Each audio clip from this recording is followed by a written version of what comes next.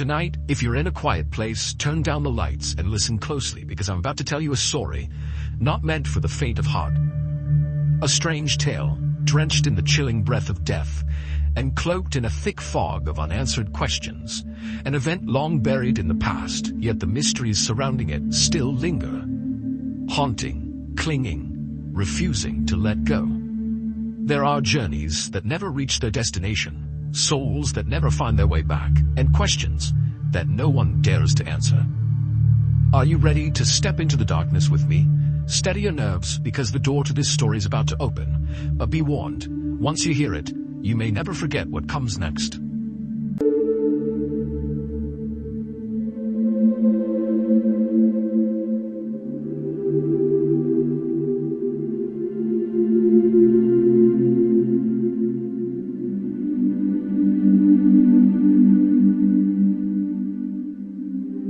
This story takes place in 2009 in a small city in northern Alabama. I won't say the city's name for the sake of privacy, since I still live nearby. But it was one of the strangest things I've ever experienced. In 2009, I was a senior in high school. I was taking exams and getting ready for graduation. Not to mention all the sports I played, and I was working a full-time job to pay off my car.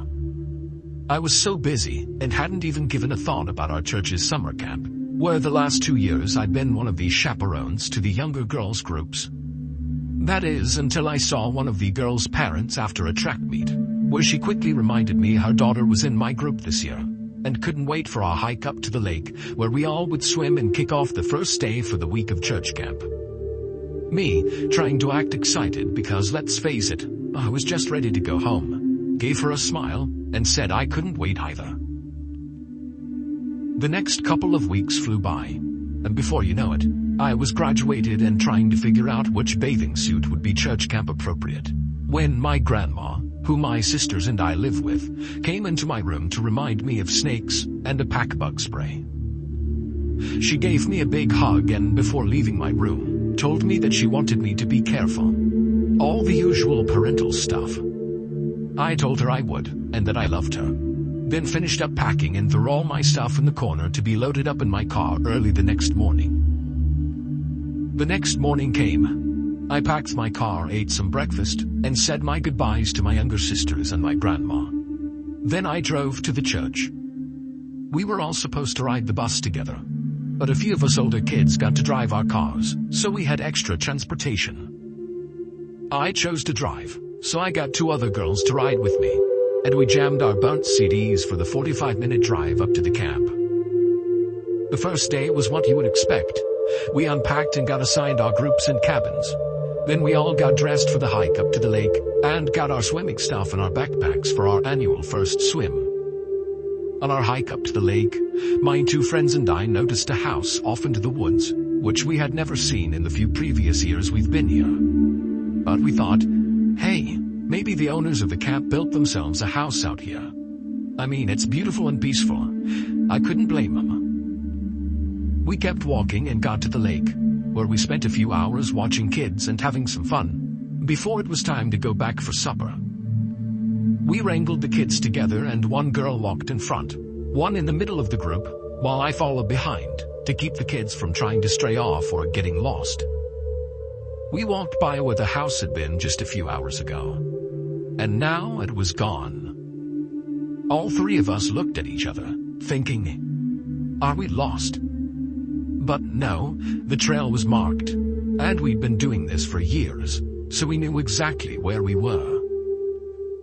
Once back at camp, while the kids ate and we made our plates, we asked the 3 guys our age who were there to watch after the boys if they had seen the house themselves, or if they knew anything about it. None of them knew what we were even talking about, and the oldest boy suggested a few of us go out after dark and check things out. It was the oldest boy, Adam, me, and one of the girls who had been with me earlier, named Sarah. The others chose to stay and watch the kids, and would take their turn to go check it out the following night. After we got all the kids to bed, the 3 of us made sure we hadn't been spotted by any adults, and took off with flashlights and our cell phones. We hiked up to the spot, and sure enough, The house was back. It was there. And there was what looked to be a flickering light from a candle or lantern in the front window. We could even make out some figures moving around inside. We whispered and kept quiet, so we didn't get in any trouble. We took some pictures to show the others, then just laughed. The following night, the other three went to the house and saw the same thing we did, and took their own pictures. The boys that went with them even went up to the front porch, but chickened out before looking through the window. So now all of us had seen this little house in the woods. We knew we weren't crazy. But on the last day of camp, we all went back to the lake for the kids to swim and have fun before going home. And I swear on everything, the house was gone. There was nothing but an empty clearing where we had seen it last, and none of us knew what to make of it. We asked the adults who were over us when we went to leave, and they told us years ago the camp owners had a cabin there. But in the late 80s, it had burned down. We all looked at each other, and Adam flipped open his phone. Because we had flip phones back then.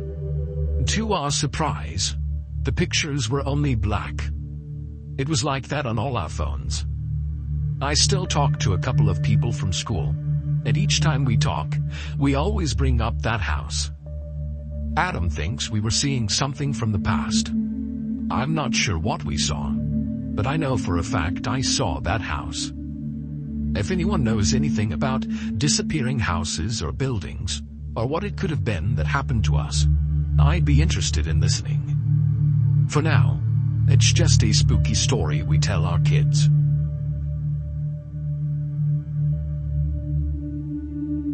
The worst birthday of my life. From Anonymous. I live in a small town in the north of England, where there's barely any crime. Because of this, I had no problem with walking home after work at the local supermarket. It was my 16th birthday, and I'd been landed with a shift that ended at 10 p.m. My best friend lived close to the Tesco I worked at, and had sent me a message saying to go to his and get my present. So I did.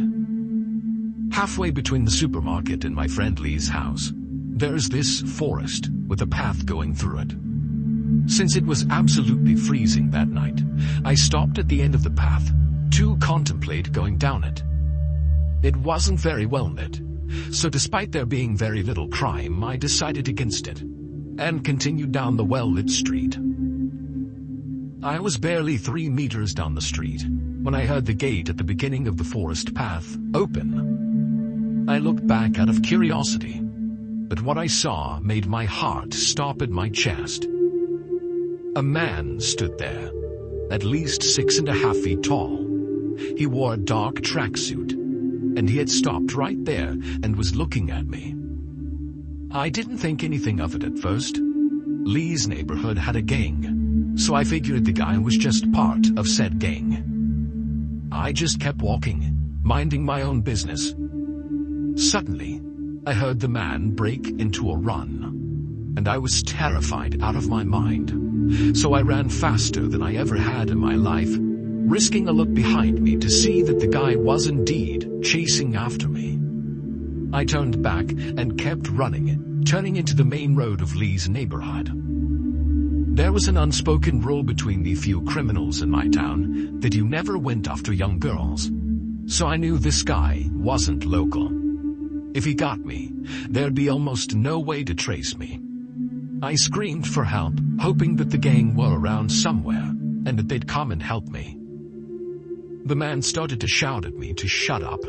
I could feel him right behind me, his breath on my neck.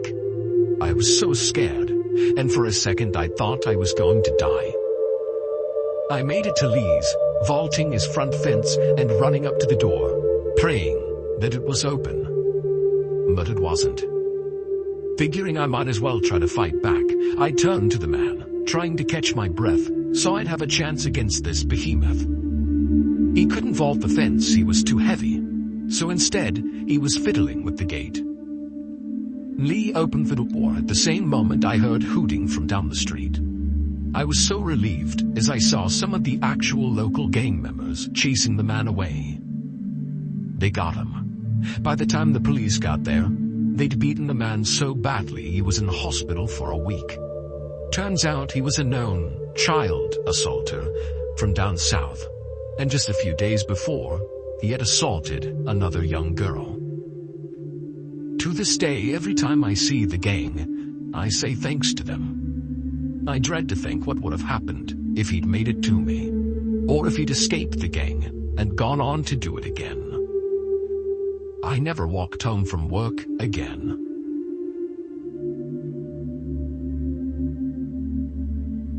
Four stories from four friends. From Cricket Girl 20.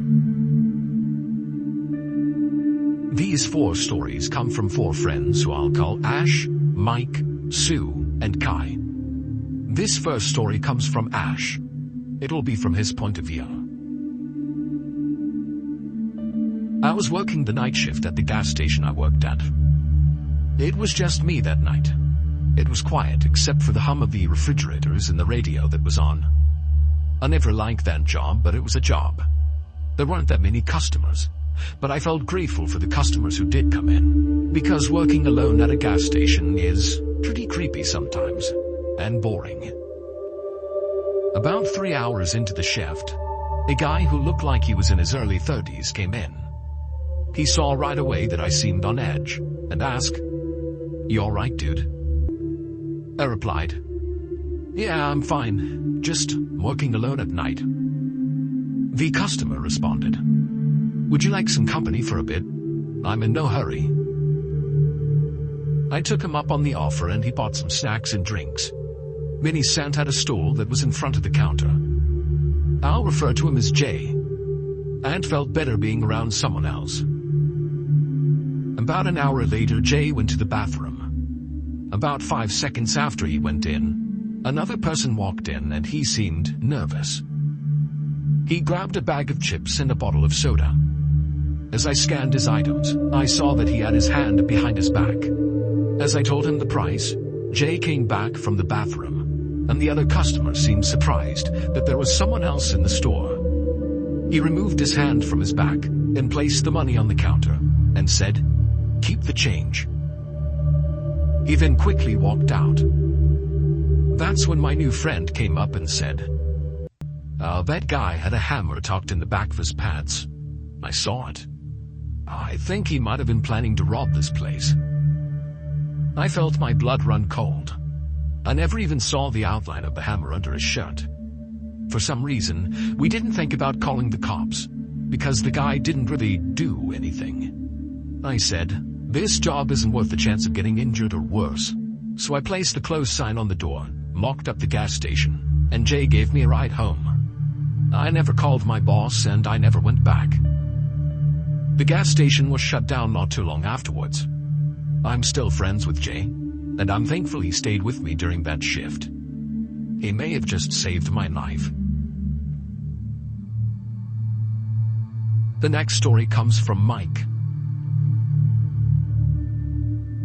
I was on my computer at home on a rainy night. I was recently hired on as a remote customer service representative, and my dog Kit was lying next to my desk. I was in the middle of helping a customer when Kit began to growl. Now, Kit is usually a calm dog, only barking or growling when he needs to. Even though he's a German Shepherd Border Collie mix, and Border Collies are known to be some of the most vocal dogs. But Kit wasn't like that, so I was a bit worried that someone or something was outside. After I got done helping the customer, I went to the front door to make sure it was locked up, and did the same to the back door. I didn't see anything, but I was still freaked out. I clocked out and made myself some dinner, and I gave Kit some leftover pasta from 2 days back. While I was eating, Kit lifted his head and growled again. Then, there was a knock at the front door. I slowly got up with Kit behind me, and I opened the inside door while keeping the screen door closed and locked. There was a man on my porch. He seemed happy that I'd opened the door, but once he saw that Kit was there, who was doing a low territorial growl. The smile faded from the man's face, and he said out loud, "Oh, you have a dog?" I then noticed a person walking from the side of my house, and I instantly had a bad feeling. I asked, can I help you?" The man replied, "Can I come in and use your phone?" I heard a voice in my head, "Don't let him in, he's up to no good." So I told him, "No, I'm sorry, I don't let people I don't know into my house." Kid must have sensed I was scared, so he started to snarl, and the guy began to walk away. A car pulled up, and he got inside. I could see the outline of 2 other people in that car. I watched them as they drove away. I didn't call the cops, because I wasn't sure what to say. A guy came to my door asking to use the phone, and my dog growled at him. I haven't seen those guys since, and I'm thankful Kit was vocal that night.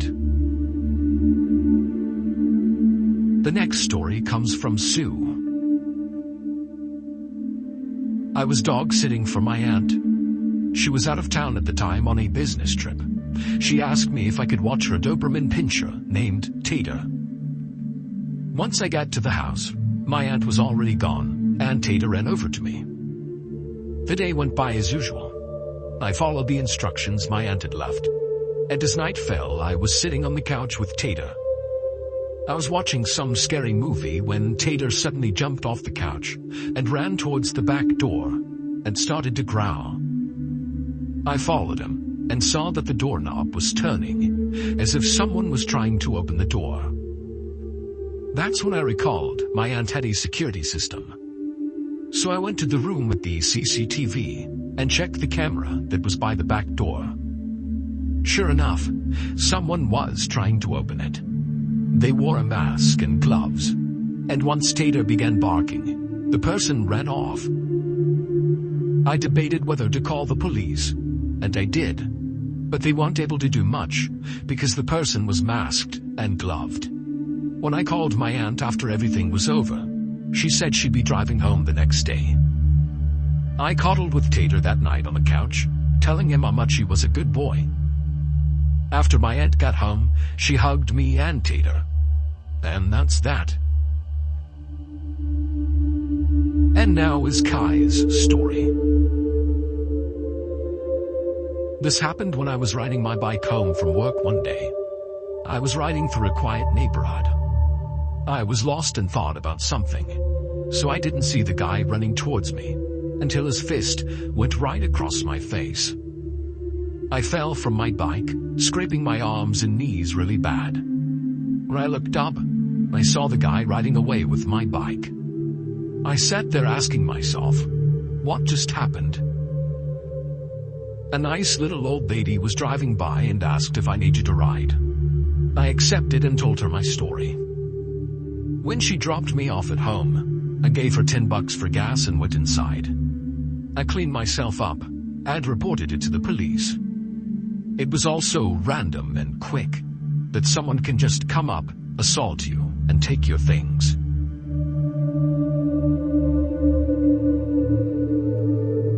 UFO experience from Brian D.T. This happened to me about 3 years back. I live in a college town in North Carolina and work at a pharmaceutical plant in town. I used to work 4 10-hour shifts Monday through Thursday, and it required me to be at work at 5 a.m. on those days.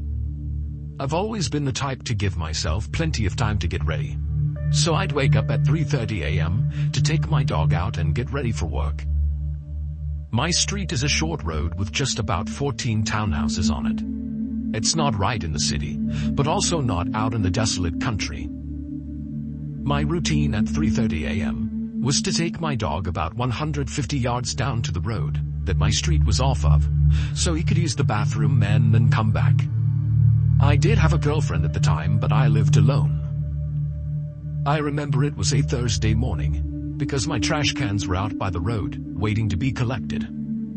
I put my shoes on and walked out the door with my dog for his usual potty. I locked the door from the inside before walking out.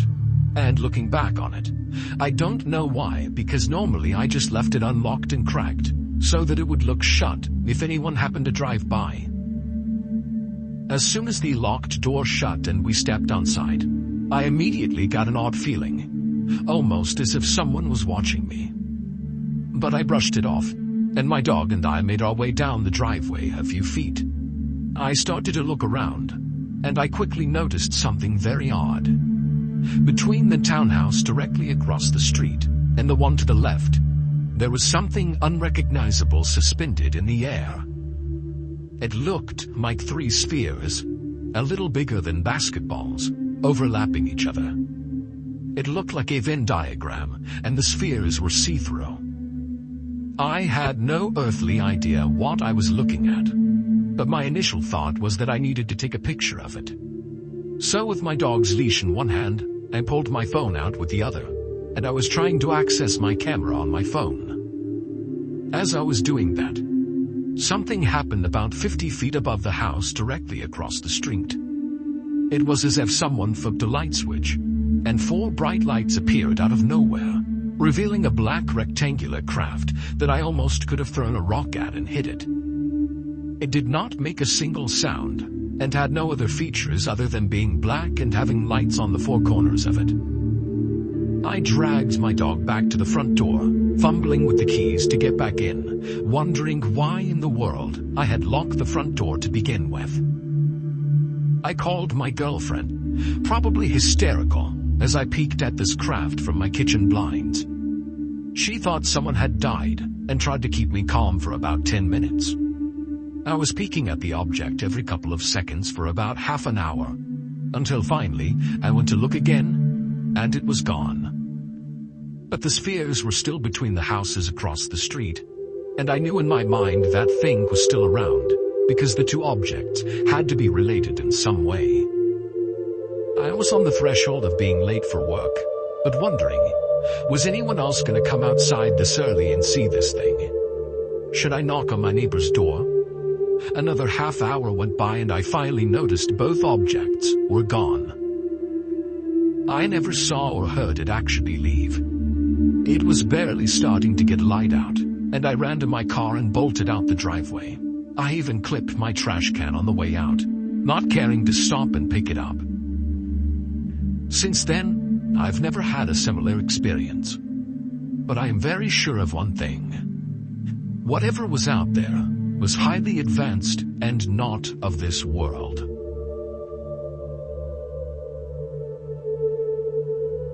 Shadow Nightmares from Morgan Rose 91. I live in a small town in the countryside of New York near a reservation. This all started when I was 2 years old. My mother has told me all about the night terrors I would have between the ages of 2 to 5.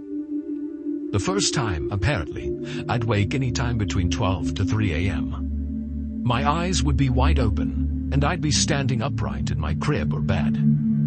She would notice my finger pointing to the left corner every night, saying, "He's here." After I would go back to sleep, and I wouldn't remember doing such a thing the next day. This stopped once I turned 5 years old and went away for a couple of years. Then a reoccurrence happened when I turned 21. That's when it started to get weird. I started seeing a shadow of a little boy in the corner of my current room. He would just sit there and stare, and then suddenly disappear. About a month before my 22nd birthday, I was on my way to work at 6 a.m. I was driving, a little tired but of course awake and cautious. I wasn't sure if I was hallucinating or if I actually saw a person, but someone who was about 6 feet tall walked across the throughway. It was just a black shadow. I nearly swerved off the road and decided to pull over for a bit. When I turned my head back around, I looked, and there was no one there. So I thought maybe I was just really tired and imagining it. About 2 weeks later, I was heading to bed and fell asleep. This is where I got scared and terrified for the life of me. I was in a dreamlike state. It looked like I was inside a building with Japanese sliding doors. I felt lost and confused because it felt so real. Next thing I knew, the doors opened. It was the same shadow figure I'd seen on the thruway that one day. But this time I could make out features, and they were taller. Closer to 9 or 10 feet tall. It had bright red eyes, as if there was a fire burning in them. When I thought I was awake, which I somehow wasn't, I saw it. It was standing right above me, hovering over me in my bed. My body froze up as if I was paralyzed. I couldn't move anything or even shut my eyes. I was basically in shock and felt like I couldn't even scream. But I managed to yell my sister's name. I'll call her Elle. I yelled for Elle twice, thinking it was 3 a.m. And then when I went to look up, it was gone. When my alarm for work went off, I got up and went to work, having a normal day. But when I got home, I had to ask my sister, "Did you hear me this morning?" She replied yes, but it didn't sound like me yelling or screaming. To her, it sounded like I was whispering, but I sounded scared. That's when she told me an hour before my alarm went off, she felt uneasy. It felt as if she knew something was bound to happen. It's now March of 2023, and I saw it again for the last time, hopefully. My car was parked in my spot, and usually I turn around to check, making sure my headlights shut off. This time when I turned around to look, there it was, standing right in front of the hood of my car, staring straight at me. Who is in the closet? From Katie. My friend's dad is a police officer. One time he told me and a few other girls a story when we were on a road trip. The story occurred a few years ago. For the sake of privacy, I'll call him Larry. The police department that Larry works at got a call one day from an old woman. She was calling to report a possible ghost or demon in her home. Larry and another officer were told to go to her house and see what was actually wrong. So they got in their car and drove over. The neighborhood her house was located was rather small and pretty sketchy, but so were most of the neighborhoods he had to investigate. When they got there, they were greeted by an old, frail woman wearing a tattered nightgown. Her house was very dark. The only light in there was the light coming in from the single window. She told them she had been hearing noises coming from closets in the basement, but that she lived alone and thought her house might be haunted. There was a coat closet in the room where they had entered, and she asked them to look in there. Mary walked over to the closet and opened it slowly. He then felt arms grab him, trying to pull him into the closet. He struggled with them, but eventually freed himself. Mary backed away from the closet, and he and his friend headed towards the door, but the old woman stood in front of it. She tried to convince them to stay and look in the other rooms, but they knew by now that there was no actual problem. This screwed-up old woman wanted to trap them in her house, or something much worse. They eventually got past her and ran out the door.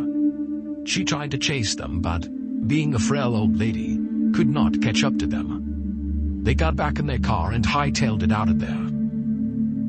Mary told me he remembered looking back at the house and seeing the old woman standing in the doorway, the most eerie glare on her face, watching them drive away.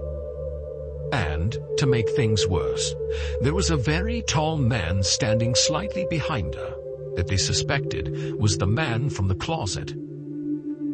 Mary even told me that things like this aren't rare occurrences, and he has to deal with stuff like this pretty regularly. But, despite all the messed up stuff that happens, he still continues to work as a police officer.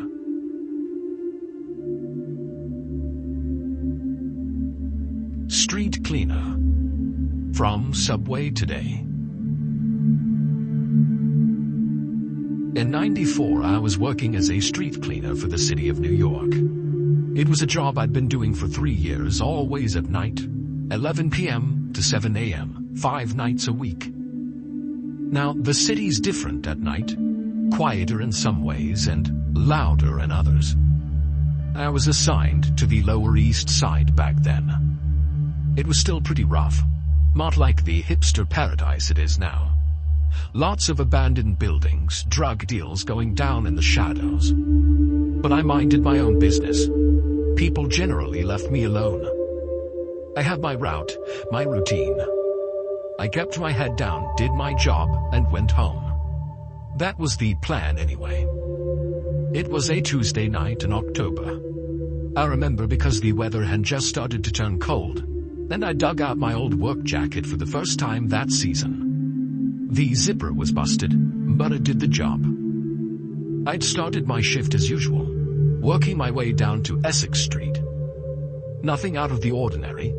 Some drunks stumbling out of bars, a couple of cats fighting over garbage. The usual.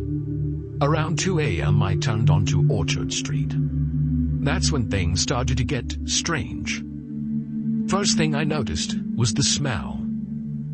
Now, working this job, you do get used to all sorts of nasty odors. But this was different. It was like, I don't know. I would say like rotten eggs mixed with something metallic. It made my eyes water. I figured maybe a sewer line had burst or something along those lines. Wouldn't be the first time that happened. So I kept going, trying to breathe through my mouth. As I got further down the street, the smell got stronger. That's when I noticed how quiet it got. I mean, it was always pretty quiet at that hour. But this was different. No cars, no distant sirens, not even the hum of air conditioners. Just nothing. Completely unnatural. I remember feeling the hairs on the back of my neck stand up. Something wasn't right. But I couldn't put my finger on what. I thought about radioing it in. But I wasn't sure what to say beyond, "Hey, it smells bad out here and it's really quiet." They'd think I was goofing around.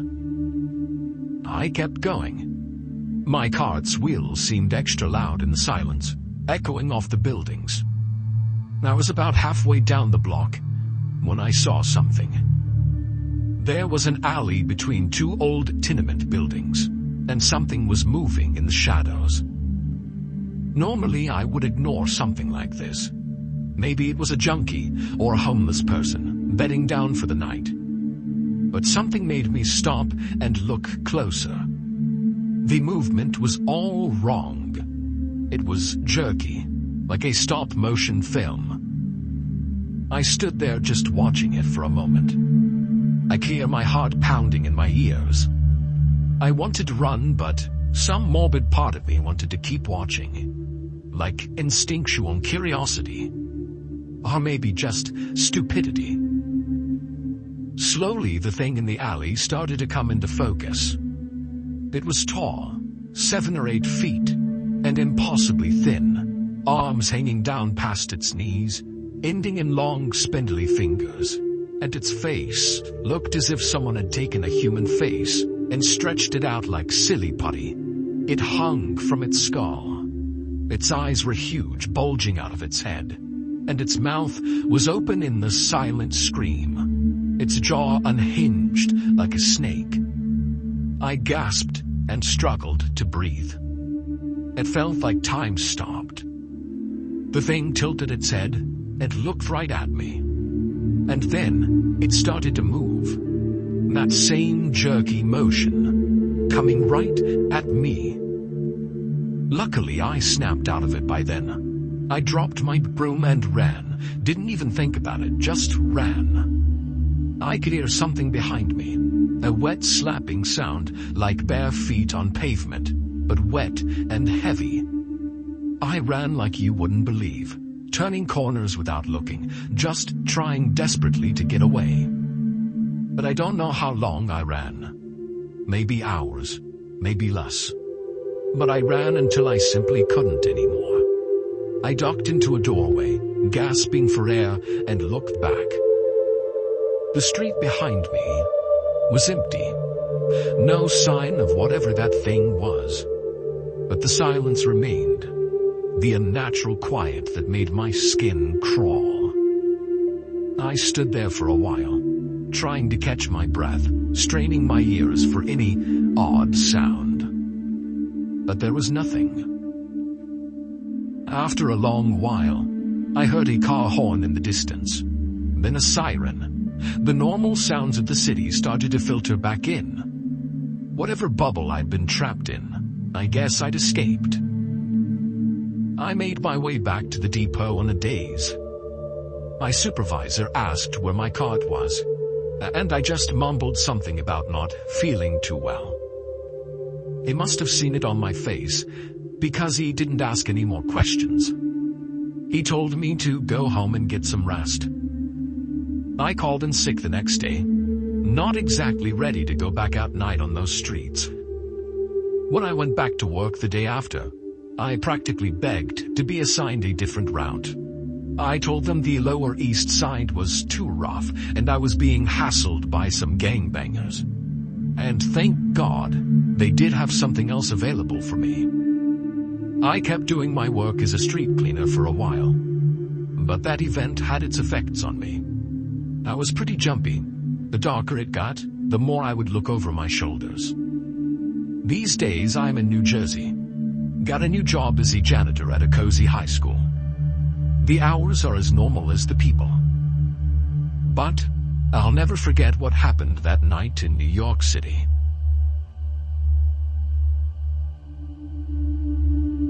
Grandpa Joe's Disturbing Tale, from J.C. Braver. Grandpa Joe never talked much about the war. Most of what I knew came from old photos, and the occasional comment when he'd had a few too many beers. But there was one story he told me, just once, when I was about 12. We went camping in the Adirondacks back in the summer of 1998.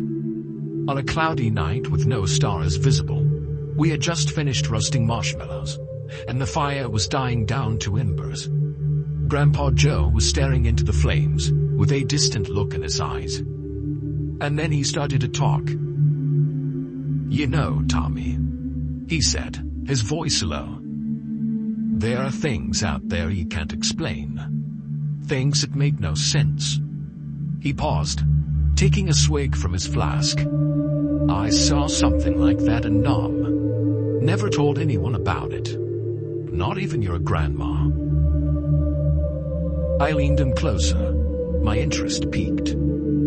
Grandpa Joe hardly ever mentioned Vietnam. Why he had suddenly decided to open up, I had no idea, but I wasn't about to question it. It was 1968. He continued. I was with the 9th Infantry Division stationed down in the Mekong Delta. A nasty place. All mud and mosquitoes and Viet Cong hiding in the grass. We'd been on patrol for 3 days, slogging through rice paddies and dense jungles. I hadn't seen any action, but the tension was thick. You could feel eyes on you all the time. You know that feeling? He shook his head, as if trying to clear away the memory. Anyway, on the 3rd night we set up camp near this old Buddhist temple. Real ancient-looking place, all overgrown with vines. RCO said it was abandoned, but something about it gave me the creeps. My git was watching us too. Grandpa Joe's hands were shaking slightly as he lit a cigarette.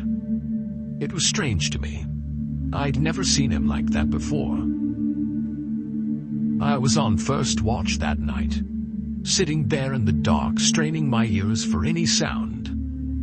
It was quiet. No insects buzzing, no birds, nothing. Just dead silence.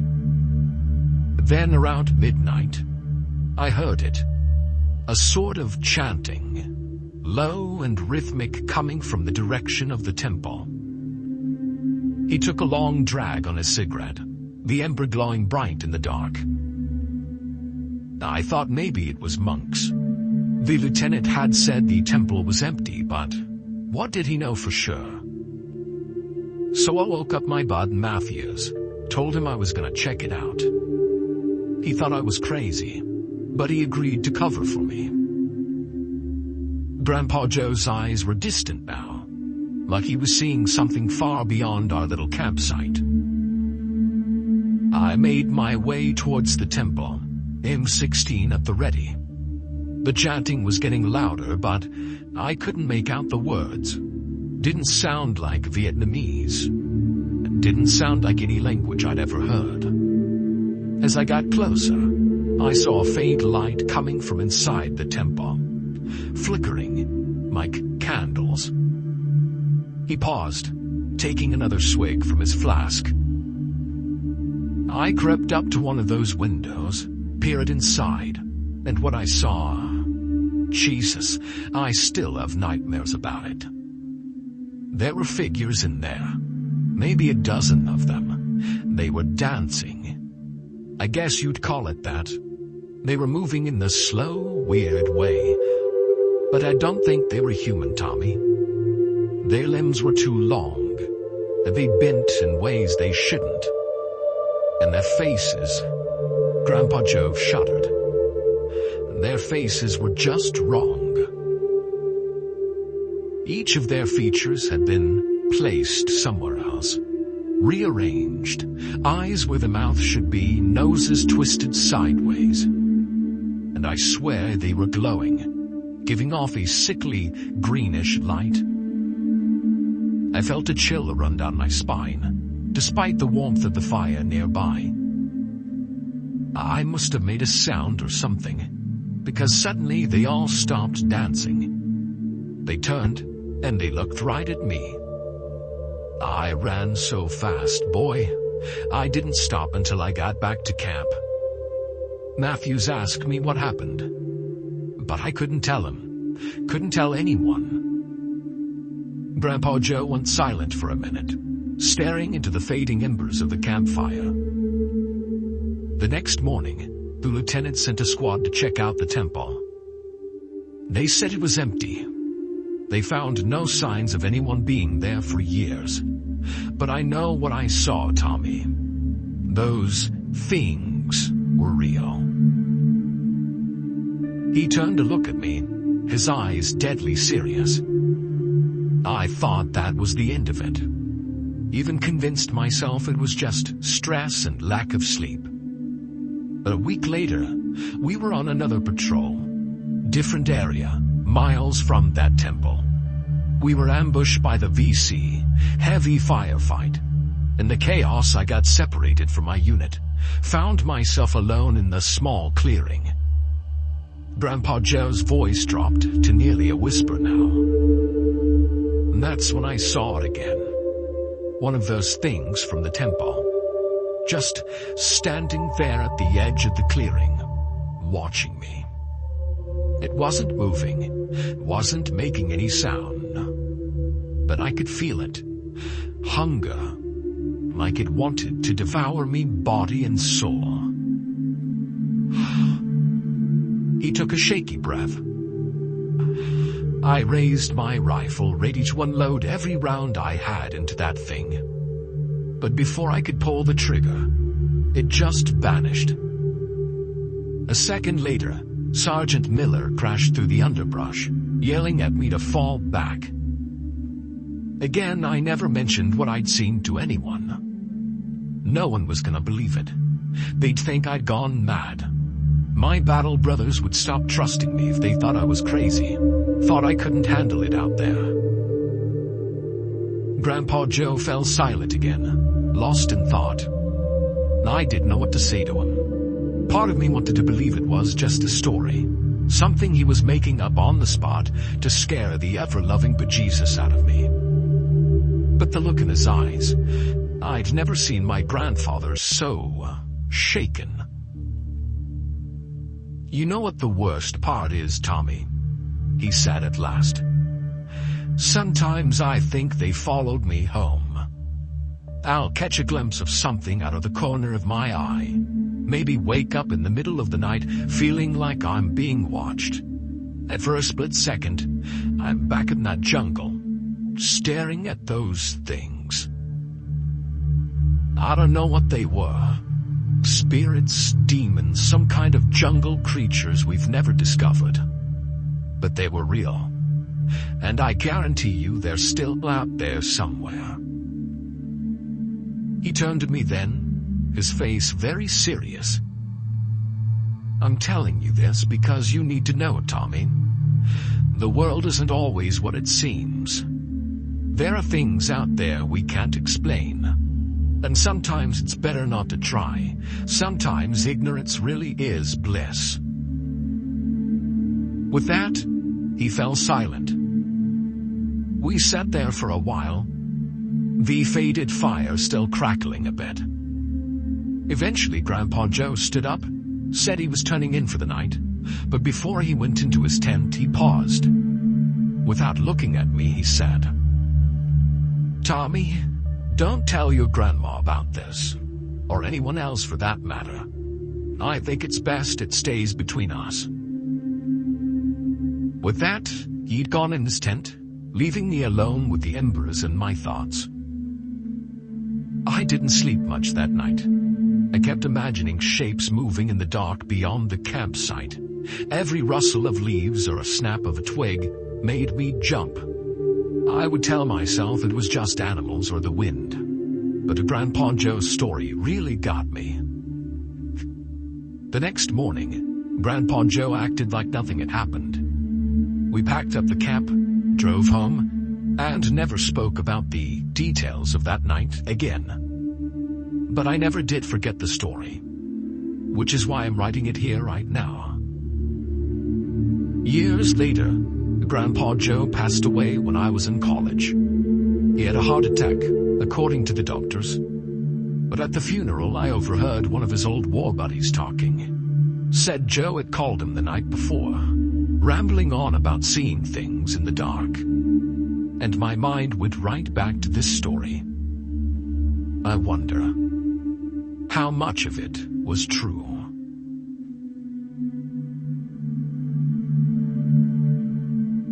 Horrors of the Ocean, from Lloyd the Freak. I served on a certain ship as a seaman. I'll refer to it as USS H. By this point, I'd been on USS H for about 6 months.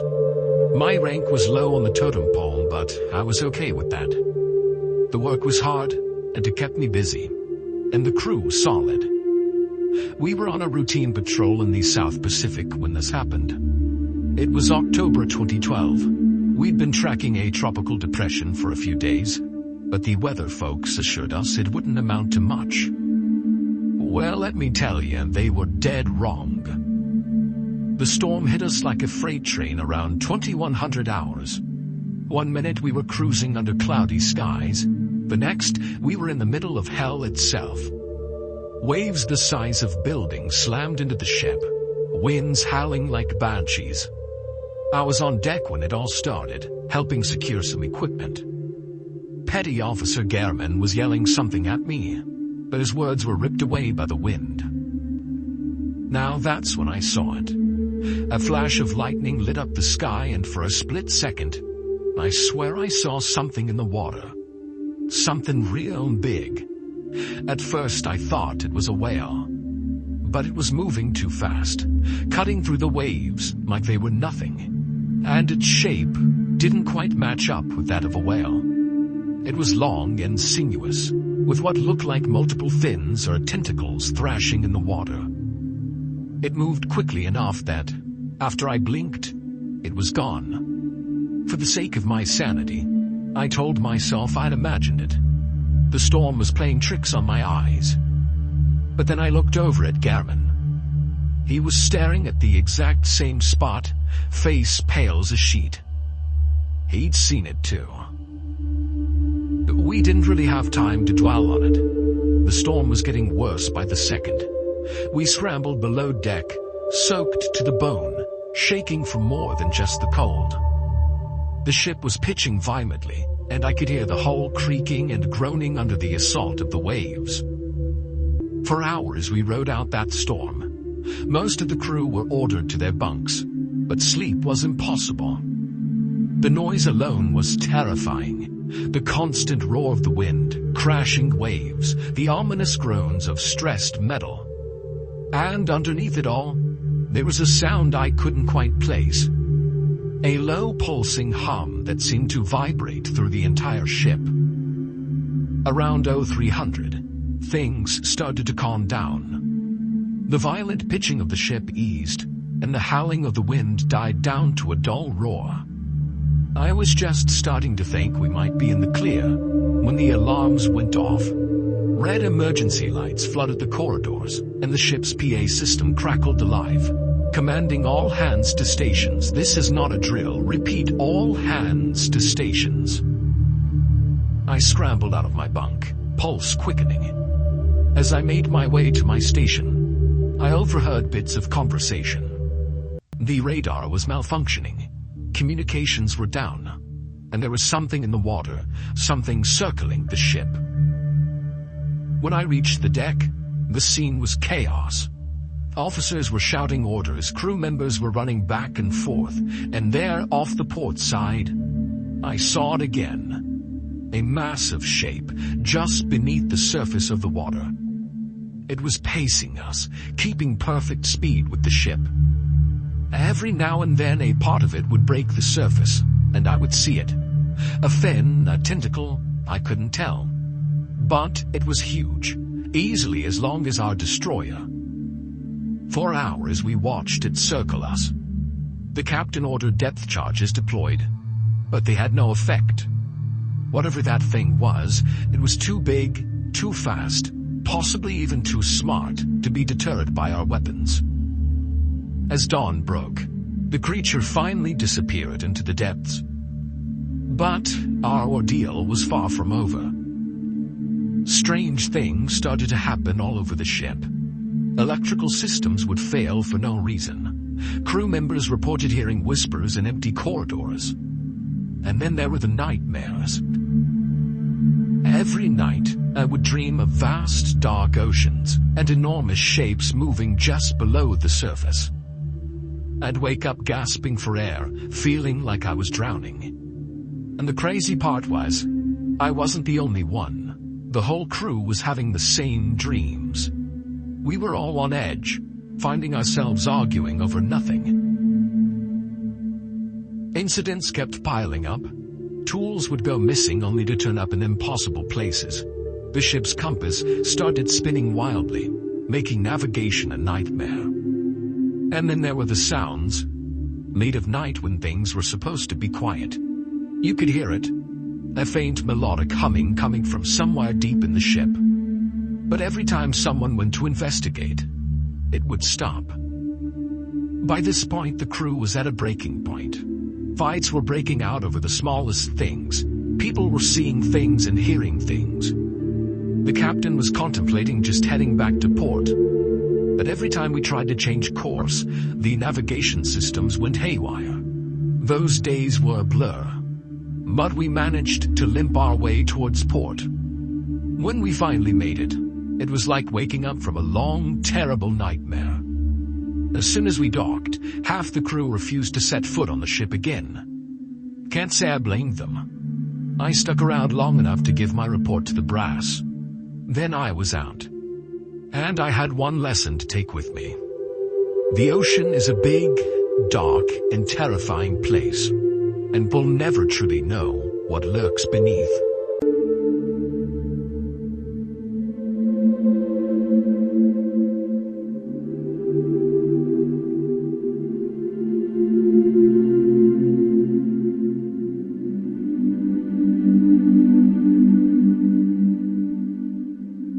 The story has come to an end, but the darkness never truly fades. If you're still here, it means you were brave enough to reach the end, and I believe stories like these are still waiting to be told. Hit subscribe so you won't miss the next mystery lurking beyond the shadows. The darkness always whispers, and we'll be the ones to share those whispers with you. Thank you for listening, but remember, sometimes what you hear might still be watching you.